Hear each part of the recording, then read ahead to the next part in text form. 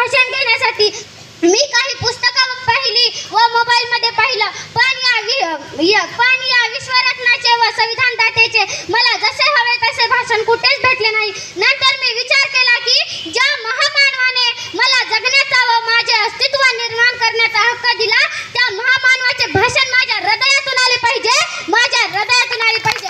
बोला डॉक्टर बाबासाहेब आंबेडकरांचा. डॉक्टर बाबासाहेब आंबेडकर म्हटलं की अंगाला काटा येतो. डॉक्टर बाबासाहेब ही एक असाधारण व्यक्तिमत्व आहे. त्यांनी 32 डिग्र्या मिळवल्या. कशा मिळवल्या? सहजासहजी मिळवल्या का? नाही. त्यासाठी त्यांनी अतोनात प्रयत्न व रात्र जागून काढल्या. स्वतःसाठी त्यांनी काहीच केलं नाही. स्वतःसाठी त्यांनी काहीच केलं नाही. जर त्यांनी स्वतःसाठी केलं असतं तर या विश्वात सोन्याची मोठी मोठी महाल असती माझ्या बाबाची, सोन्याची मोठी मोठी महाल असती माझ्या बाबाची. पण त्यांनी या दीनदलित समाजाला सोनं मानलं व त्यांच्यासाठी संघर्ष केला आणि हा संघर्ष त्यांनी शेवटपर्यंत तेवत ठेवला. डॉक्टर बाबासाहेब आंबेडकरांना समाजासाठी काहीतरी करण्याची ओढ होती. ती ओढ रामजी बाबांनी त्यांच्या लहानपणीच ओळखली होती.